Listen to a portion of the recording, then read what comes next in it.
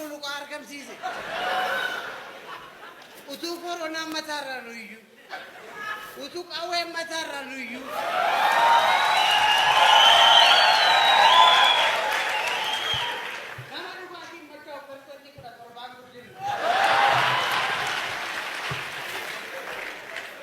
Yero maliti, yero du. Amor rakefana.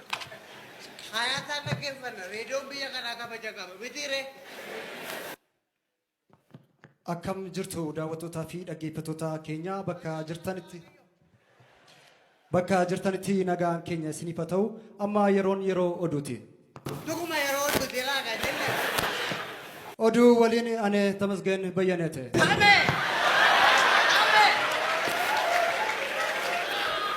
Tame beektu isa barra boo'ee nu boonsise. Gadi tame qaattin. Biyyoota addunyaa kanarraa lammiilee ishee baay'ee gammachiisuun beekaman keessa Itoophiyaan sadarkaa arfaffaa irratti argamu isheetu himame. Ameerikaa, Siwiidinii fi Norweetti aanuudhaan sadarkaa arfaffaa irratti argamtis jedhameera. Babal'ina oduu kanaaf tola eebbisa.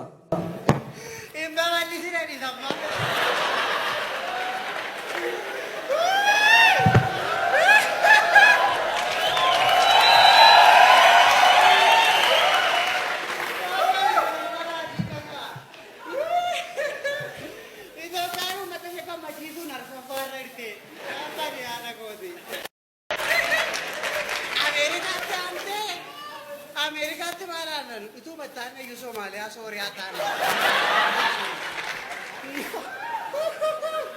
Baay'ee dhibeen gammachuu maali gamna jedhan. Maal gammachuu kuni uffata Booranaa beelaa wajjinaa taa'oo lagaa fiingoo anam.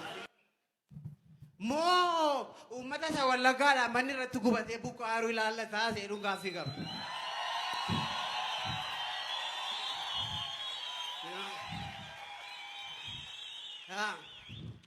Booddee si deebisa.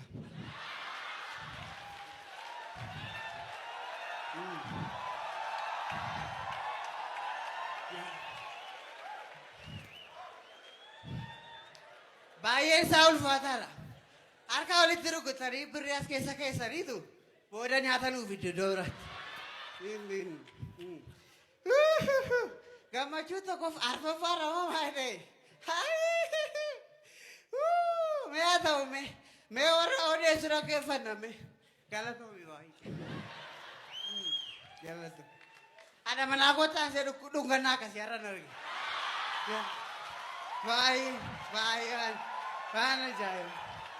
Hidhee kaamiriidha. Mee ammas oduu dhaggeeffanname itti fufne. Odeessime Tamasgeen Bayyanaa.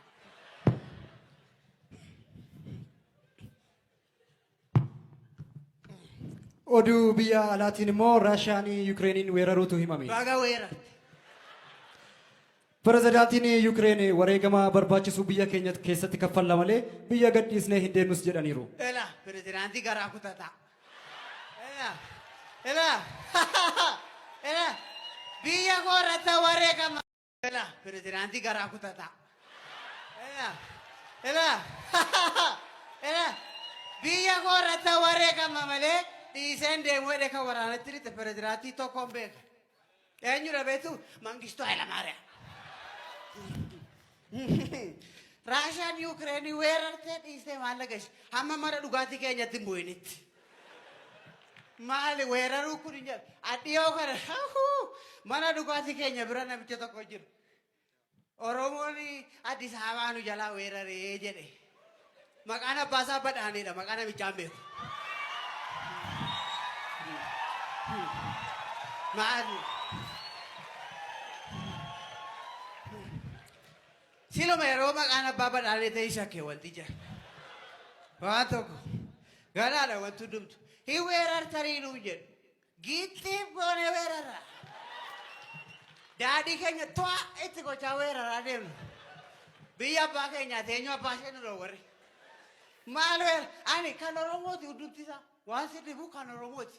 Waamee kan hundeesse Oromoo. Kunoo nutu keessaa hooggansaa machaa'eera.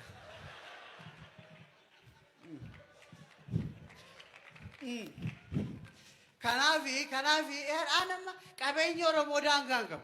Dhugaa dubbachuudha. Ammas Addis Ababaa jiran kana Finfinneedhaan itti falmin. Haadha isheetti deebisanii bararaadha jedhan. Ani immoo bararaa humna Oromoodhaan jedhe. Bara haaraasa jedhu irraa dhufee. Waan tokko wanti kan Oromoo taane hin jiru biyya lafaa kana. Kan isin waaqi garaa gurraacha mataa isaa kan Oromooti. Ela achi haa fudhatanii. Ela durii bara jaarraa 16 keessa. Maal qoosti jarri jedha. Ilmi badhaanee maal qoosti jedha. Elaa kana qofa min akkas gara Aksum kana beeka warra mana dhugaatiitti nan hima. Siidaa Aksumii kan dhaabe Oromoodha. Waan tokko gaaffii kan hin qabu. Nutu dhaabee achi as deebee mana dhugaatii jirra amma kun.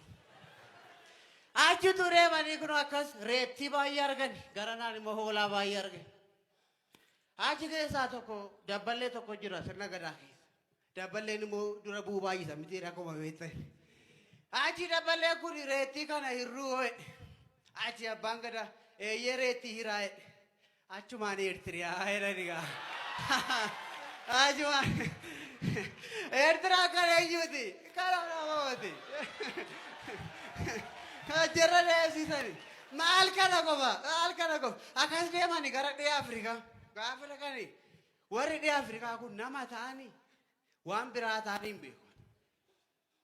Isuma argu Oromoon tokko maali kuni? Achumaan maali jedhanii biyyicha moggaasan. Maali kan eenyu ture? Kan Oromooti. Achumarra deema. Oromoon hin dhaabbanne yeroo baay'ee deemaa ture. Isa amma deebine naannoo tokkotti gallee teenye miti. Afrikaana keenya ture yeroos. Achi booddee utuma deemutti abbaan gadaa lafa boqotu dhabeetu mana naa ijaara. Maal jettane naa ijaariyaa jedhe. Naayijeeriyaa jedhani gaachuma. Maal godhu? Naayijeeriyaa kan eenyuuti? Kan Oromooti. Mana ijaareetu abbaan gadaa akkas dhaabatu haadhi siiqqeen tokko siiqqee ishee qabattee dhufte. Gaafa siiqqee ishee qabattee dhuftu seenii hiyyette haadhi siiqqee. Galii hiyyette Senegaalii hiyyette achuma. Achumarra Senegaalii jedhani gaa. Senegaal kan eenyuuti? Duuba biyya kanaas fuuldura biyya kanaas kan jiru eenyudha? Oromoodha. Kanan jedhan. Amma Tamasgeenitti deebinaa jechuudha. Tamasgeenaa seeni. Egaa daawwattootaaf dhaggeeffattoota keenya oduun keenya kan haga ammaa kanatti turedha. Mee oduu keenya xumuruun durammoo wallee tokkon isin afeera. Walleen kun yeroo ammaa kana miidiyaa hawaasaa irratti baay'ee kan faarfamaa jirudha. Waliin bashannanee walitti deebina.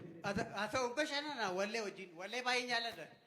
Erga dheeratti nagantee malee.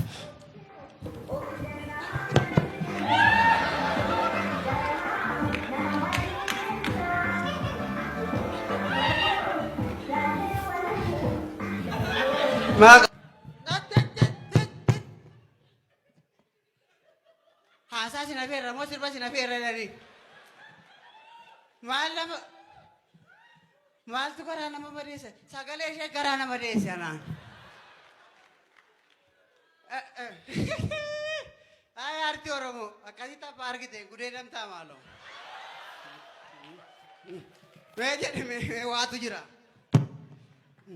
Daawwattoota keenya weellistuu wal adeemtuun kuni sirba bareedaa kana yeroo gadhiiftuu interviyuu miidiyaa tokkoof kenniteen hojii kanaaf fakkeenya guddaa kan naaf ta'e artistii Andu'aalem Gosaa guddaan galateeffadha jetteetti. Fakkiin Andu'aalem dhimma kana irratti ibsa gabaabaa barbaanna. Yaada dhuunfaa ishee kan kennite artistiin kuni gabbarrii haafus jetteetti. Isheedha abbaan dubbii. Gabbarri haafotte sirbi keessa haafu nuyi warra dhiiraa immoo fuudhuun isaa haafuu jennee ragaachumaan.